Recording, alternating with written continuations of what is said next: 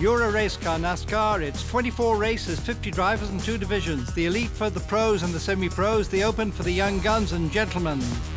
Since 2012, it opens the door to NASCAR in the USA.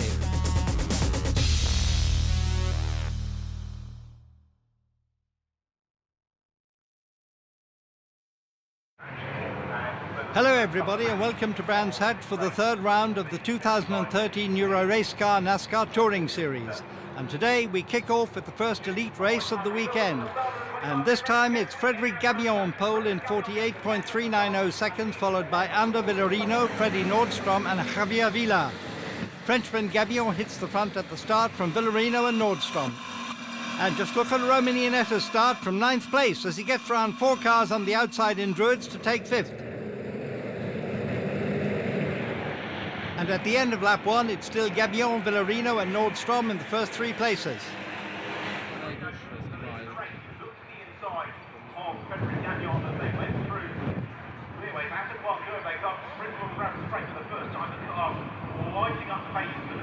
Behind, Luke Wright has a big spin at number 18. He goes sideways after tagging his teammate, Italian Nicolo Rocca.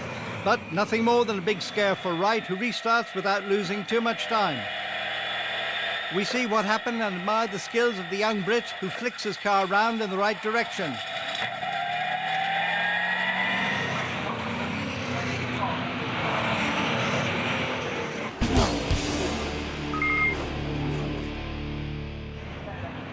Lap 9, and there's a ding-dong battle going on for 4th place between Javier Villa and Romain Ionetta, and number 2 shoots past the Spaniard in the Druids hairpin, a great place to overtake on this tight circuit. Zimmer in number 64 immediately ups the pressure on Villa. In the pack, Anthony Gandon is battling with Stuart Goff and old hand Willy Bucena. The 2009 Euro-Racecar champion slices past Goff on the inside and snatches 10th.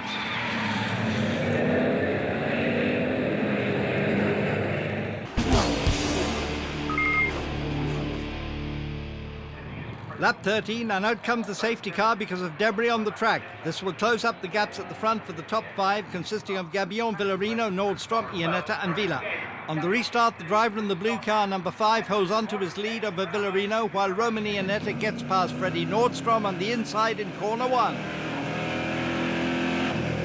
Now we're on board with Jan Zimmer, who overtakes Javier Villa in his Chevrolet SS after making a good start.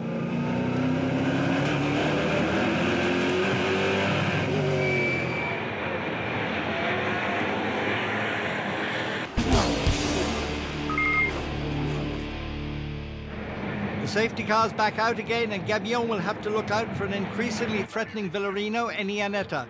The race restarts in double file, and an all-fired-up Ionetta passes Villarino. The reigning champions now in 3rd place under threat from Zimmer and Wright. And here we are on board the British driver's car.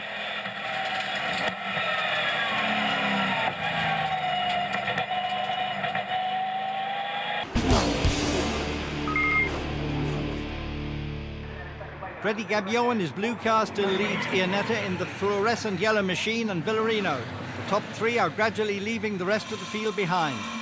We're on board Ionetta's car as he tries to outbrake Gabillon, but it doesn't work for the Frenchman, whose axle locks up under braking and he punts the unlucky Gabillon sideways. A lucky break for Villarino, who takes the lead.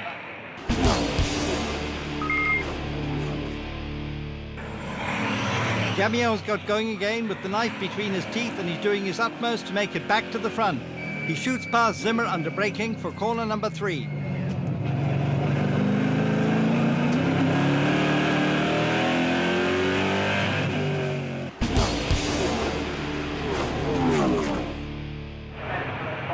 Last lap with Villarino on course for his 5th victory in 5 races this season. Ionetta is still 2nd from the 2 Rapido Racing by still drivers, with Nordstrom leading Gabillon. The current Euro-Racecar NASCAR champion in his number 2 Chevrolet Camaro took full advantage of race incidents to grab the lead. And so the Spaniard strolls home to victory from Nordstrom, First Junior and Gabillon. Ionetta finally finishes in 17th spot after being hit with a 30-second penalty for nudging Gabillon. Guillaume Rousseau is the first challenger in 10th place. We can see that Gabio isn't very happy, and he gives Iannetta a tap on the rear, as Villarino, who doesn't look all that satisfied, as he is congratulated by his team.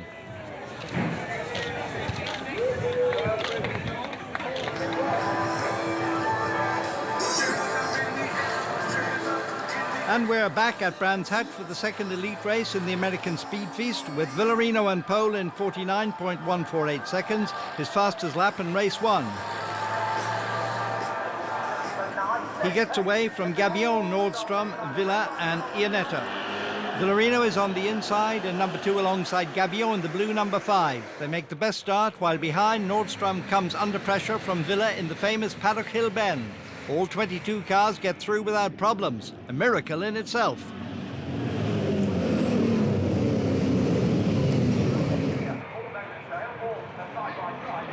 And behind, Russo in number 13 gets it sideways and clashes with Willy Busena. It's a big blow for Russo, who injures his right wrist slightly in the incident.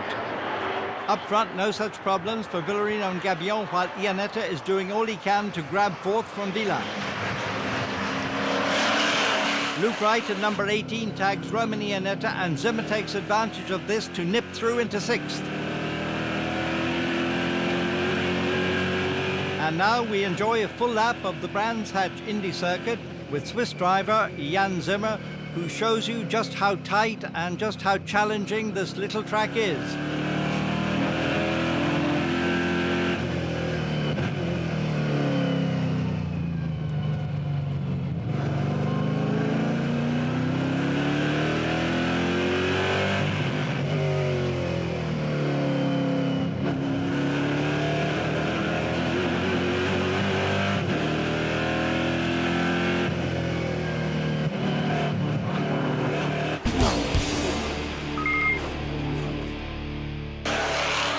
After 7 laps, Villarino is still in front from Gabio and Nordstrom, while Iannetta in number 28 keeps up the pressure on Javier Villa in the yellow number 9.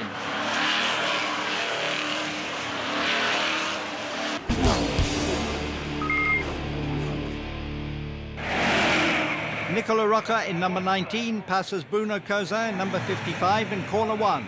The Frenchman's well on his way to winning the Challenger Trophy for the first time this season.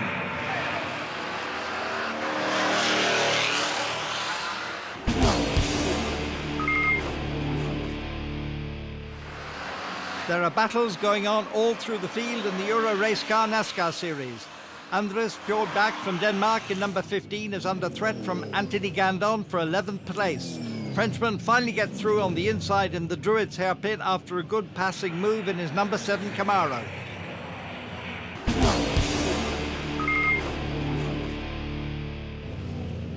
The leading elite drivers have to cut a swathe through the pack to overtake the tail-enders.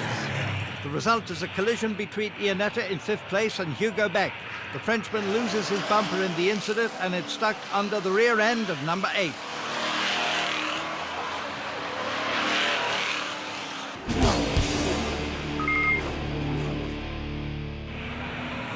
Iannetta is having problems after the loss of his front bumper, and he has to fend off the attacks of Jan Zimmer at the end of the straight. But he can't keep the Swiss behind, who gets through on the inside at Druids to take 5th.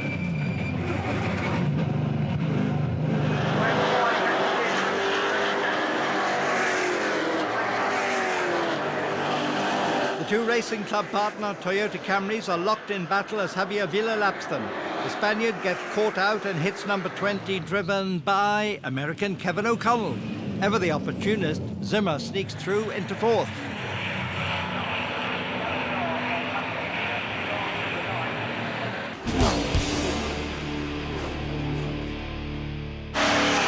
Last lap, Villarino increases his victory tally to 6th this season after another unchallenged run. He takes the flag in front of Gabio and Nordstrom, first junior. Jan Zimmer and Javier Villa round out the top 5. First challenger is Bruno Cousin, who comes home in 11th place. Gabio congratulates the winner, whose 6 consecutive victories is a record in the NASCAR Touring Series. And the Spaniards receives your applause. What a fantastic race victory. And this win has been a true win. Yesterday's win was a lot of luck. Fred deserved that win yesterday. I want to say thanks to all the TFT Banco Santander team. This is our 6th win of the season, and this is unbelievable. I couldn't dream about the start of the season like this. And this way we can go to Tour, which is going to be a lottery, much calmer, and we will do a race, a strategy race, not a race giving everything we can. And this is going to be, for us, a calmer race. In the championship, Villarino now leads Jan Zimmer, first junior, by 44 points and Freddie Nordstrom by 45. Challenger Trophy leader Guillaume Rousseau is 7th overall.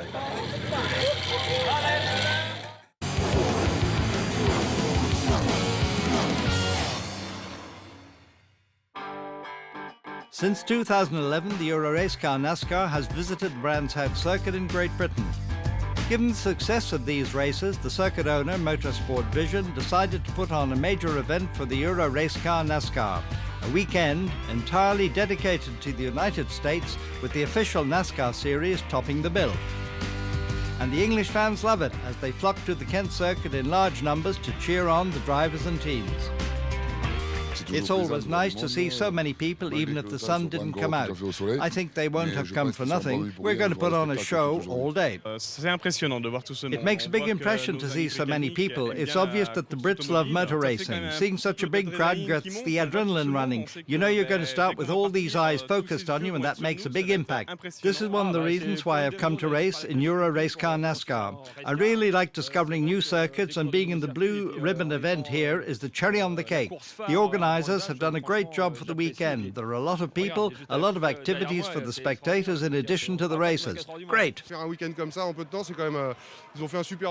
a real sporting challenge. The cars are lovely and everybody gets something out of it. No worries at the moment. Everybody's happy. I'm a gentleman driver and I'm surrounded by thousands of fans, so I'm delighted. It's nice, no? The thing that the people can enter to the grid and can feel in the cars, the race a little bit more close than when you are in the grandstand, no? So I hope that they enjoy and enjoy more when we start the race and during. We're all enthusiasts, them as much as us, so we share the same thing. It's great for us to speak to them about what we do and for them to see it from the inside. Fantastic. It's good. These English people seem so passionate. It's good to meet a lot of people, and I think they're going to love the racing today. I mean, I've only seen crowds like this in the British touring cars, so in American Speed Fest, it's amazing. The Brands Hatch meeting gives pride of place to the United States and addresses not only fans of motorsport. The Euro-Racecar NASCAR series is a meeting for the whole family, parents and children. Everybody is satisfied with the show and the ambience. It's great to see the people's enthusiasm for our series and racing in general. We know that England is the country of the motor car, and we've seen just how many fans have turned up. Kids all have a big smile on their faces. They're thrilled to bits. It really gives you a great feeling. The Brands Hatch Indy Circuit is the theatre of this meeting. It's a short 1.9-kilometre track that's very tricky but always gives rise to very close races in the true NASCAR style. Guillaume Rousseau has his first outing at Brands Hatch. I know this circuit from a video game like many youngsters. In real life it's very different. There aren't many technical aspects. Next year I think I'll be stronger, as there are a lot of little tricks I haven't really come to grips with, in particular at the end of the straight, but it'll come.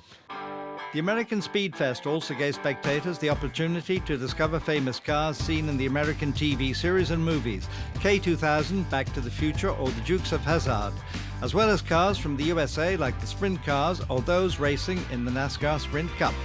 3 Euro-Racecar NASCAR drivers have already competed in the United States and can compare the American Speed Fest to what they saw on the other side of the Atlantic. We've raced in Mexico City, Montreal, places in the United States. This is a great crowd. And I think the fans are going to love the aggressive, hard-nosed racing that NASCAR road course racing brings. I mean, it doesn't get any wilder than these kind of races. I think it's even better than in the Unibattle at the beach. It's like if we were in the nationwide race or something like this. It's amazing. If the view from here until the end of the grid, it's amazing. It's plenty of people.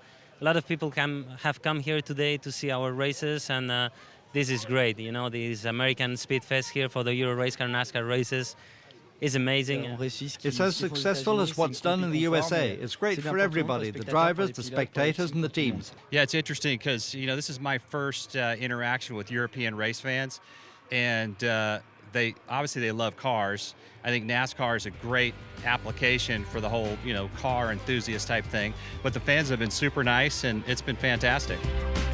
It was a real popular success that attracted tens of thousands of spectators. To remain in this exceptional ambience, rendezvous on the Tour Speedway Oval on the weekend of 6-7 July.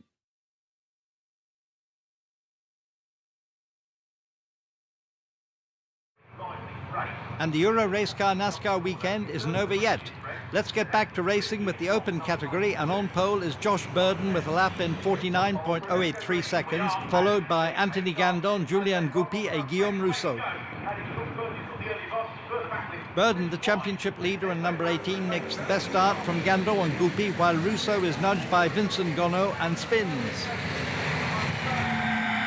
On board with Rousseau, we see what happened from the inside. Rousseau gets the thump on the right-hand rear and goes through the gravel trap. He rejoins in last place.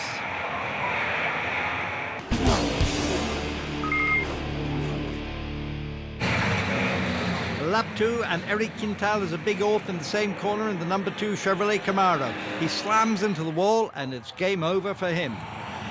Out comes the safety car and the positions tighten up.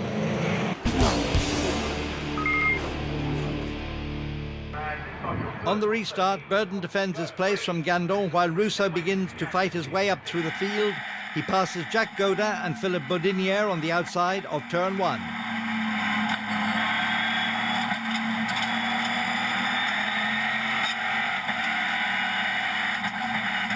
He then slices past Stuart Liddell and Joseph Cozella. The Frenchman's really got the bit between his teeth.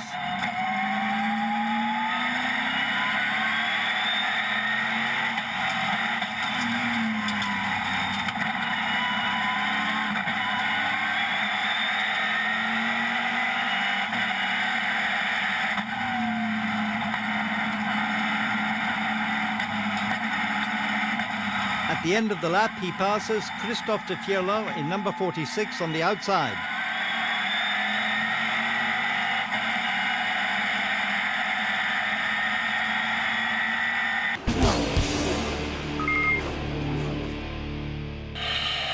And now we're on board in Enzo Pasto's car just behind Goupy and Gandon. The Philippine in number 3 tries to go round Goupy on the outside in the Druid's hairpin, and he pulls it off. Rousseau continues his comeback and passes Frank Violas.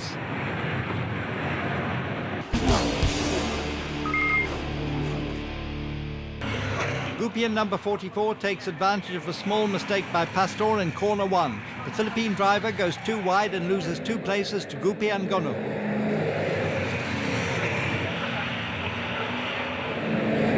Behind, Didier Bex slides into the gravel trap and out comes the safety car for the second time.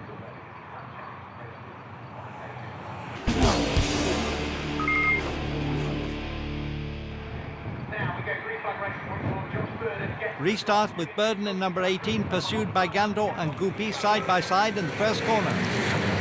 Gandon in number 7 holds on to his second place.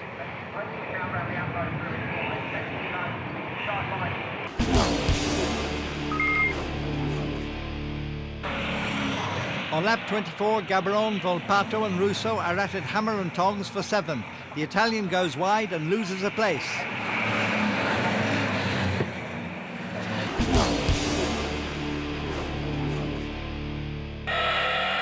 Australian Josh Burden wins the first open race of the weekend by a mere 1.144 seconds from Anthony Gandon, who put pressure on him throughout the race. Jérôme Laurent, first legend, is 7th from Violas, the first gentleman, and winner of the Stand 21 prize for the best fight back. Happy Aussie is flanked by Gandon and Goupy on the podium.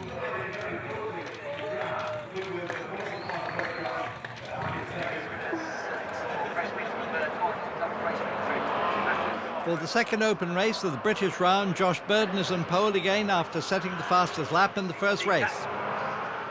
Burden starts in front of Gandon, Gonneau, Goupy and Rousseau. Brit Ian Goff, making his first championship appearance, is 6th. Once again, the Australian gets the drop on his rivals and takes the lead from Gandon, Gonneau and Goupy, who immediately comes under threat from Rousseau in the green, yellow and white number 13. End of lap 1, and it's Burden in front from Gandon and Gonneau, with Rousseau in 4th ahead of Goupy, Pastor, Goff and Volpato. Once again, a big crowd is present to follow the spectacle of the young chargers at it hammer and tongs in the Euro-Racecar NASCAR event.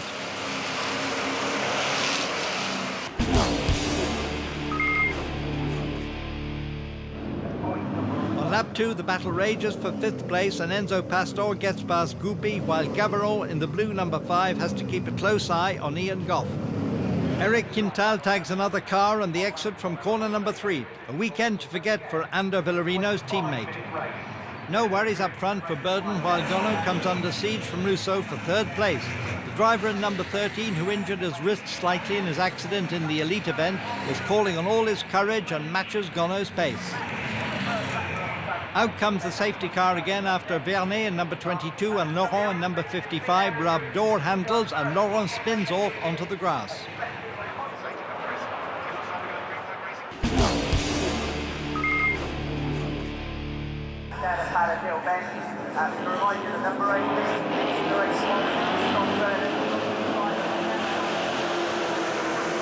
On the restart, Gandon has to deploy all his skills to hold off Gonneau on the inside.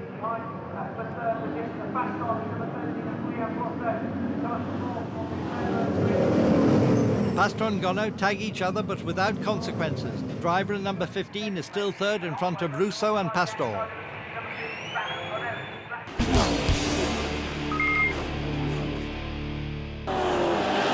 Gonneau in 3rd is under threat from Guillaume Rousseau, and number 13 gets through on the inside in Druids. This puts the Frenchman's Ford Mustang in the potential top 3.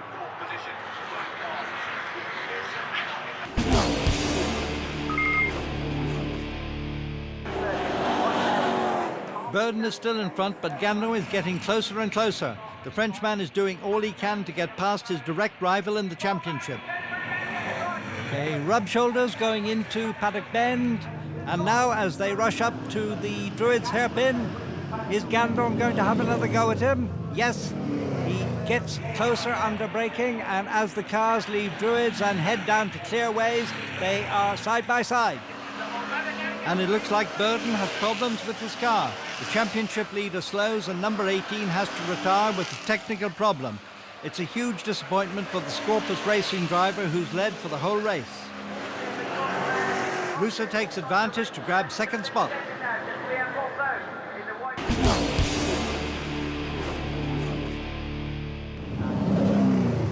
And so it's the last time round for everybody. Joaquin Gabaron holds off Gabriele Volpato and Kevin O'Connell to win the Gentleman's Trophy. Up at the front, Anthony Gandon heads on to his 2nd victory of the season, and he shoots past Léonard Vernet in number 22, winner of the Legend category.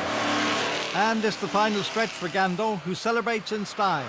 It's a good win for the TFT driver, as in the overall classification he's reduced Burden's lead to 19 points. Local lad Ian Goff sees the flag in 4th place and is obviously very happy with his performance.